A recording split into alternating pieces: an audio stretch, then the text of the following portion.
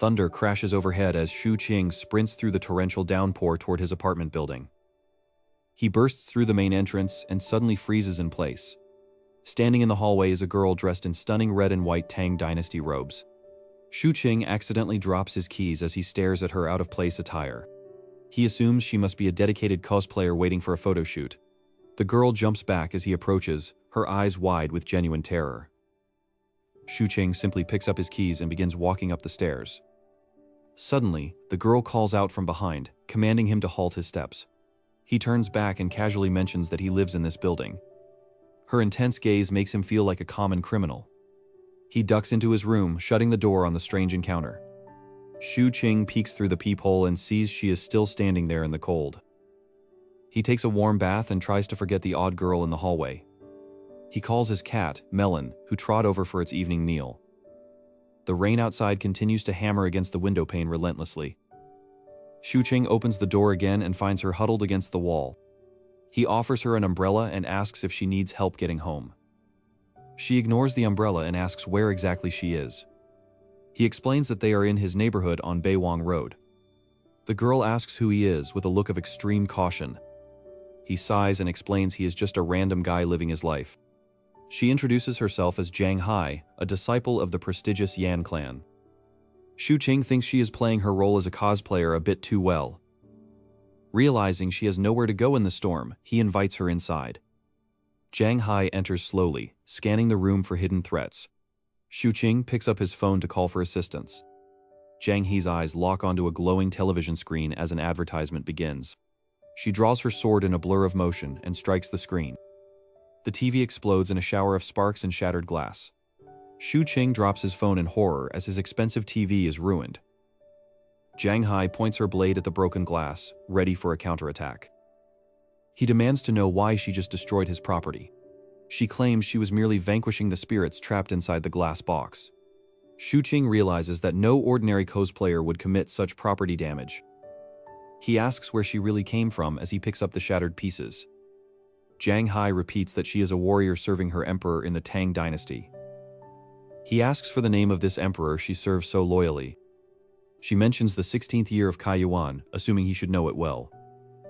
Shu Qing quickly searches his phone and finds that date is from 1,200 years ago. He looks at the girl and realizes the impossible truth of her identity. A loud knock at the door suddenly makes Jiang Hai draw her sword once more. Shu Qing wonders who could be visiting this late at night in such a storm. Shu Qing stood in the center of his living room, staring at the shattered remains of his television screen. He looked from the black glass shards on the floor to the sharp ancient blade still gripped in the girl's hand. The girl's eyes were wide with a mixture of terror and fierce determination, as if she had just fought a demon. He raised his hand slowly in a gesture of peace, trying to lower the tension in the small, cramped room. He asked her once more for her name and her origin, his voice low and steady to avoid startling her further. She straightened her back and declared she was Jiang Hai, a disciple of the prestigious Yan clan from the Tang Dynasty. Shu Qing rubbed his temples, wondering if he was dealing with a very dedicated method actor or a true lunatic. To test her story, he picked up his smartphone and began searching for the historical names she mentioned. His heart skipped a beat when he saw that her descriptions perfectly matched the reign of the 7th Emperor of Tang. He asked her if she knew the year, and she replied without hesitation that it was the 16th year of Kaiyuan. He realized with a heavy sinking feeling that the era she called home had ended over 12 centuries ago. Jiang Hai watched him, her eyes filled with a desperate hope that he could point her toward the Yang clan's gates. He slowly explained that everyone she once knew was long dead, turned to dust by the passage of a millennium. She called him a liar, her voice cracking as she refused to believe her entire world had vanished. Shu Qing remained seated, telling her to look around at the strange walls and lights that followed different rules. The girl looked at the glowing smartphone and the humming refrigerator, her legs finally giving out from the shock. He saw the raw vulnerability in her eyes and knew he couldn't simply turn her out into the cold rain. He weighed the risks of harboring a sword-wielding fugitive versus the cruelty of letting her starve. He decided then and there to take her in, at least until she could understand the basics of survival. He explained that in this world, carrying a sword was a crime that would lead her to a prison cell. With a heavy sigh, she finally placed her weapon on the table, yielding to the logic of her new reality. Shu Qing offered her a chair and told her he would prepare some food that her ancient stomach might handle. She watched with wide eyes as he used a rice cooker, a device that seemed like pure sorcery to her. He told her that for now, she must stay hidden inside this room and never go out without him. She asked if the guards of this era would execute her for being a stranger in their lands. He laughed softly and told her that modern law was about peace and love, not public executions. He noticed her straw sandals were soaked and falling apart, leaving her feet red and blistered. He promised to buy her new shoes and clothes that wouldn't make her look like a ghost from a history book. She thanked him using the title Young Warrior, a term that made him blush with a mix of pride and irony. He led her to the bathroom, explaining the concept of a shower and running hot water. She touched the water tentatively, pulling back in shock when she felt the immediate warmth. He handed her a bottle of shampoo and a bar of soap, items she treated as if they were precious jade. He stepped outside and closed the door, giving her the privacy she desperately needed after her ordeal. While the water ran, he began writing a list of things they would need to maintain her cover in the city. He knew that without an identity card, she would always be a ghost in the eyes of the government. He looked at her sword on the table and decided he would find an expert to verify its antiquity tomorrow. A sudden heavy knock at the front door made him jump, his heart racing with the fear of discovery. He crept to the door and looked through the peephole, praying it wasn't the police or the landlord. He saw a silhouette standing in the rain-slicked hallway, its features obscured by the flickering fluorescent light. The visitor didn't speak but simply held up a small, ancient jade pendant against the glass of the peephole. Shuqing stared through the peephole at the glowing jade pendant held by the mysterious figure outside. Before he could react, Zhang Hai lunged forward, her hand gripping the hilt of her blade as she sensed a potential threat. He quickly moved to block her path, desperately waving his arms to prevent a bloody confrontation in his doorway.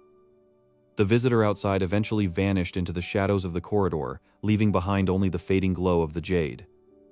With the immediate danger gone, Shuqing turned his attention back to the disheveled maiden from the past. He realized her Tang Dynasty silks were stained with grime and damp from their previous encounter in the rain. He tentatively explained that she needed to cleanse herself using the modern marvel known as the shower. Zhang Hai eyed the bathroom door as if it were the entrance to a hidden enemy fortress. Shuqing demonstrated the faucets, showing how turning a handle could summon hot water like magic. The sudden hiss of the spray made her jump back, nearly drawing her weapon on the shower curtain. It took 20 minutes of explaining before she finally agreed to step into the ceramic basin. He handed her a bottle of strawberry-scented shampoo, which she sniffed with deep confusion. While she bathed, Shuqing raided his closet to find something that could pass for female clothing. All he had were oversized graphic tees and a pair of baggy sweatpants he used for lazy Sundays. A loud scream erupted from the bathroom, followed by the sound of a ceramic soap dish shattering. He rushed to the door, only to find Zhang Hai battling the slippery bubbles of the shampoo. After clearing the suds, he left the modern clothes on a stool and retreated to the living room. Moments later, Zhang Hai emerged wearing the oversized black t-shirt which hung down to her knees like a dress. Her fierce warrior exterior had softened, replaced by the look of a confused young woman lost in time. Her stomach gave a loud, ungraceful growl that broke the silence of the apartment. Shuqing decided it was time to introduce her to the pinnacle of modern cuisine, instant cup noodles. She watched with wide eyes as the dried noodles transformed into a steaming meal in mere minutes. The salty broth and MSG-laden noodles were a revelation to her ancient palate. As they ate, her gaze drifted toward the large glowing black rectangle on the wall. Shuqing explained that it was a window to other worlds, a device for entertainment and news. When the screen flickered to life with a high-octane action movie, Zhang Hai nearly fell off her chair. She demanded to know how so many tiny people had been trapped inside the glass box. He spent the next hour trying to explain the concept of digital recording in pixels. Seeking to further distract her, Shuqing pulled out his gaming console and handed her a controller. She held the plastic device as if it were a strange, multi-eyed beetle that might bite her. He loaded up a popular fighting game, thinking her martial arts background would make her a natural. Initially, she just mashed the buttons, her character spinning aimlessly on the screen. But as she understood the link between her thumbs and the warrior on screen, her eyes began to glow with a familiar fire. In less than 30 minutes, she was performing complex combos that Shuqing hadn't even mastered yet. She stood up and let out a warrior's cry as she delivered a final KO to the computer opponent. Shuqing couldn't help but laugh at the sight of a 7th-century swordswoman conquering the digital arena. As the night wore on, the exhaustion of the time travel ordeal finally began to catch up with her. He set up a makeshift bed on the sofa, offering her a soft pillow and a heavy fleece blanket. Zhang Hai touched the soft fabric of the blanket, marveling at the textures of this strange future world. She looked at him and thanked him for his hospitality, her voice soft and sincere for the first time. Shu Qing lay in his own bed, staring at the ceiling and wondering how he would explain her presence to the world tomorrow. Suddenly, a low-pitched humming sound began to resonate from the living room, vibrating through the floorboards. He sat up instantly, his heart hammering against his ribs as the sound grew louder. Through the crack in his bedroom door, he saw a blinding golden light emanating from where Zhang Hai was sleeping. He heard her voice crying out in an ancient tongue, but it was joined by a second, deeper voice that shouldn't be there. As he pushed the door open, he saw not just Zhang Hai, but a shimmering, translucent figure in black armor standing over her. Shu Qing froze in the doorway as the translucent warrior in black armor raised its heavy blade. The ghost-like figure swung the sword toward Zhang Hai, but the blade simply passed through her body like mist. Zhang Hai didn't even flinch, keeping her eyes glued to the glowing TV screen. Shu Qing realized with a heavy sigh that it was just a high-definition cinematic playing in her video game. The ancient warrior had mastered the art of the controller much faster than she had mastered the shower. However, Shu Qing knew they couldn't stay cooped up in his studio apartment forever. He told her that it was time to experience the real world of the 21st century. Zhang Hai stood up and gripped the hilt of her sword, ready for a march into enemy territory. Shu Qing immediately insisted that she leave the lethal weapon behind if she wanted to avoid a jail cell. After much arguing, she reluctantly hid her blade under the sofa, feeling vulnerable without her steel. He handed her a modern oversized hoodie to cover her elaborate silks and help her blend in. She struggled with the concept of a garment that lacked a proper sash or buttons. Once she emerged from the fabric, she looked like a modern teenager with an ancient soul. They stepped out into the hallway, and the sound of a distant elevator made her jump into a defensive stance. The opening of the elevator doors was like a metal maw yawning before her eyes. As the lift descended, she clutched Shu Qing's arm so hard he thought his bone might snap. The lobby doors opened to reveal a street flooded with neon lights and roaring traffic. To her, the passing cars were iron beasts with glowing eyes screaming through the darkness. Shu Qing stayed close, guiding her through the throng of people who stared at her striking face. She pointed at a giant digital billboard and asked if those people were trapped inside the glass. He spent the next 5 minutes trying to explain the concept of advertising to a woman from the 8th century. Eventually, the smell of roasted meat from a nearby restaurant caught her attention.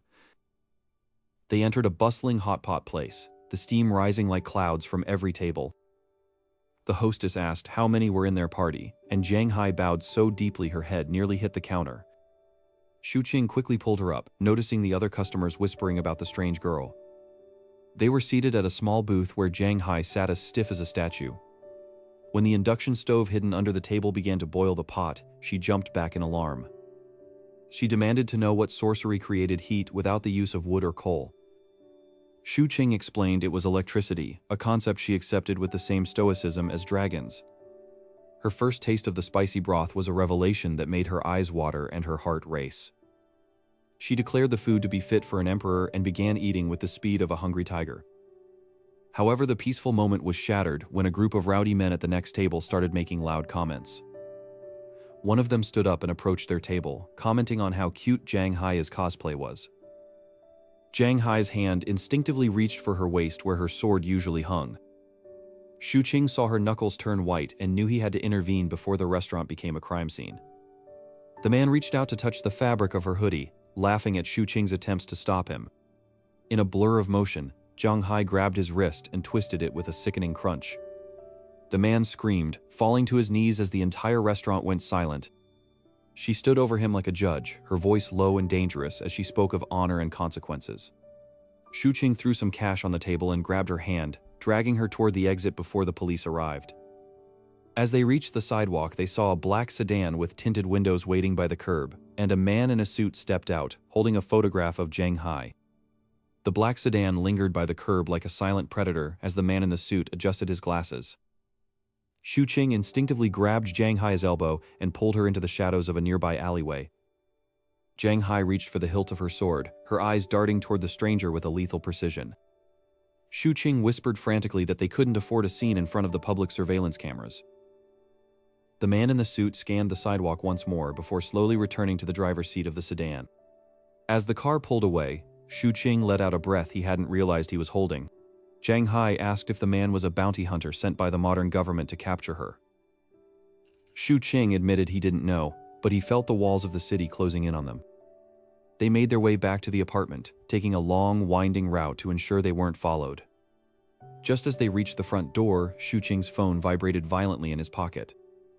It was a message from his father, the landlord, stating he was coming over for an unannounced inspection. Shu Qing shoved the keys into the lock and ushered Zhang Hai inside with frantic gestures. He told her she had to hide all evidence of her ancient origin before the old man arrived. Zhang Hai began moving with the speed of a seasoned warrior, stashing her sword beneath the sofa cushions. Shu Qing scrambled to hide the straw sandals and the scattered scrolls of traditional calligraphy. A heavy rhythmic knocking suddenly echoed through the small apartment, freezing them both in place. A gruff voice from outside demanded that Shu Qing open up and stop playing games. Shu Qing whispered for Zhang Hai to retreat to the spare bedroom and stay silent. He smoothed his shirt and opened the door to find a stern, middle-aged man with arms crossed. The landlord walked inside, immediately sniffing the air and noticing the lingering scent of ancient incense. He asked why Shu Qing was wasting money on eccentric hobbies instead of paying the utility bills. Shu Qing stammered that he was working hard on his graduate research and a few side projects. The father's eyes landed on a pair of feminine hair ties sitting on the coffee table. He raised an eyebrow and asked if Shu Qing was hiding a girl in the apartment. Before Shu Qing could answer, the bedroom door creaked open, and Zhang Hai stepped out in a modern, oversized hoodie. She performed a traditional deep bow that looked completely out of place in her modern attire. The father stood motionless, staring at the girl who spoke with the formal grace of a bygone era. Shu Qing blurted out that she was a distant cousin from the mountains who had come to the city for study. His father looked from Shu Qing to Zhang Hai, noticing the sheer absurdity of the explanation. He asked Zhang Hai which province she was from and why her accent sounded so archaic. Zhang Hai replied that she hailed from the great Tang, her voice steady despite the strange surroundings. Shu Qing laughed nervously and corrected her, saying she meant she was a history major obsessed with the Tang period. The father, a secret lover of history, began questioning her on obscure details of millennial-old customs. Zhang Hai answered with such intricate detail that the father found himself nodding in involuntary respect. Shu Qing watched as his usually cold father became completely absorbed in Zhang Hai's historical knowledge. Suddenly, the father stood up and reminded Shu Qing that regardless of her intellect, he wouldn't allow cohabitation under his roof. Shu Qing claimed she was only staying for the week while her dormitory was being fumigated. The father grunted and said he would be back in 3 days to check if she was truly gone. He added that Shu Qing better have the full rent ready by then, or they would both be out on the street. Once the door clicked shut, Shu Qing collapsed onto the floor, buried in a mountain of his own lies. Zhang Hai sat beside him, asking why the landlord father was so obsessed with pieces of paper and coins. Shu Qing explained that in this world, those papers were the only things that kept a person from disappearing. A muffled thud from the hallway caught their attention, sounding like someone had been listening at the door. Zhang Hai moved toward the door with feline grace, her hand hovering over the hidden sword. Through the peephole, she saw the same man in the black suit from earlier standing perfectly still in the hall. The man reached out and placed a strange, glowing electronic device against the lock. As the lock began to click open by itself, Shu Qing realized that his father was the least of their problems. The heavy silence following the click of the lock felt like a physical weight in the small apartment. Shu Qing scrambled to hide the evidence of Zhang Hai's presence before the door swung open. To his relief, it wasn't his father but his boisterous friend Zi Jun who burst through the entrance. Zi Jun insisted they attend a massive party tonight to celebrate the success of his new business venture. Shu Qing looked toward the spare room, knowing Zhang Hai was listening behind the thin wooden door. He realized that keeping her isolated forever was impossible if she were to ever survive in this world. After much persuasion, Zhang Hai emerged dressed in the modern clothes Shu Qing had bought for her. She looked like a perfect modern girl, provided she didn't try to reach for a sword that wasn't there. Shu Qing whispered a final warning about the dangers of revealing her ancient origins to strangers. They arrived at the neon-lit club, where music throbbed through the walls like a mechanical heartbeat. The sheer volume of the bass caused Zhang Hai to instinctively drop into a defensive combat stance. Shu Qing quickly grabbed her hand and guided her toward a quiet corner booth away from the main crowd. Jiang Hai watched the spinning disco ball with the same intensity she would use to track an enemy scout. He ordered a platter of snacks, hoping the familiar act of eating would settle her nerves. However, a group of Zijun's intoxicated business associates soon approached their table. One man, named Liang, began to pester Jiang Hai with invasive questions about her unusual accent. Xu Qing tried to deflect the conversation, but Liang's behavior became increasingly aggressive. Liang made a disparaging comment about Jiang Hai, looking like a cheap runaway from the countryside. Before Xu Qing could intervene, Liang reached out to grab Jiang Hai's arm in a drunken display of power. With lightning speed, Jiang Hai executed a joint lock that sent Liang crashing into a nearby table. The sound of shattering glass silenced the music as everyone turned to stare at the scene. Liang's friends surged forward and a full-scale brawl erupted in the center of the lounge. Security guards rushed in, pinned Xu Qing to the floor and called for the local authorities. Jiang Hai stood perfectly still, her face pale as she realized she had broken the very laws she feared. Within minutes, the blue and red lights of police cruisers illuminated the dark street outside. Xu Qing and Jiang Hai were escorted into separate patrol cars, much to his mounting horror. The police station was cold and smelled of floor wax and stale coffee. He knew that if the officers ran her fingerprints and found no record, the secret would be out.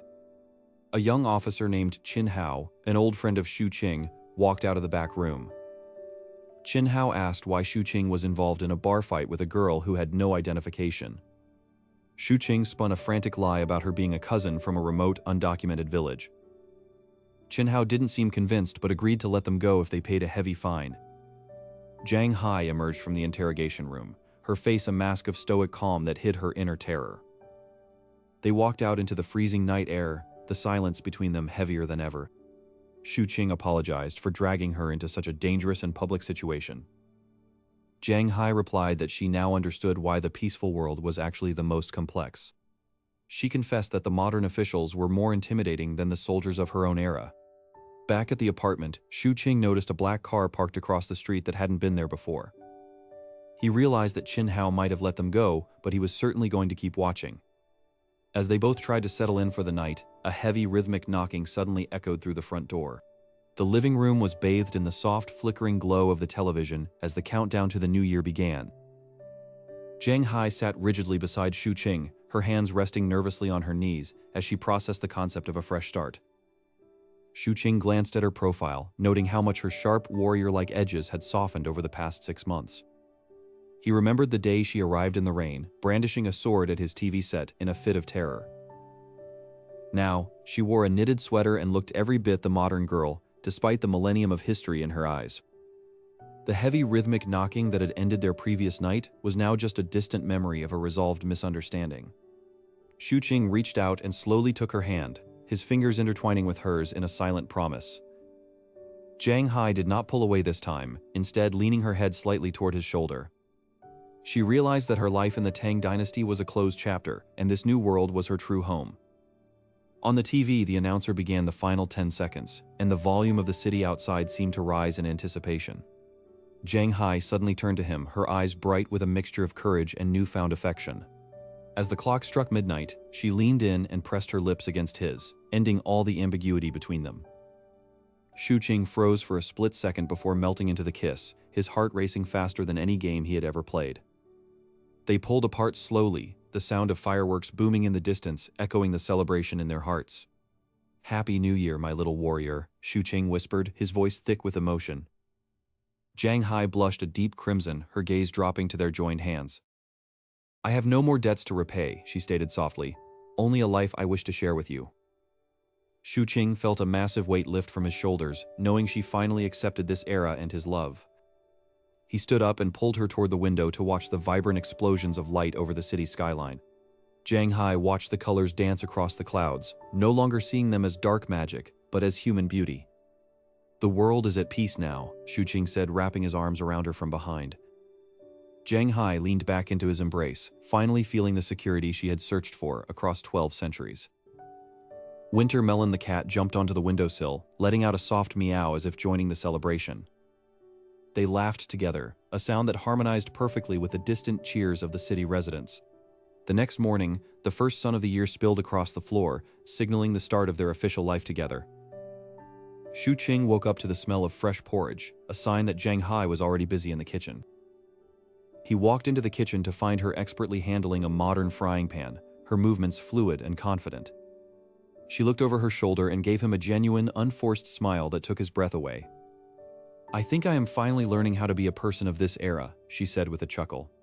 Shu Qing kissed her forehead, feeling a deep sense of contentment he had never known as a lonely student.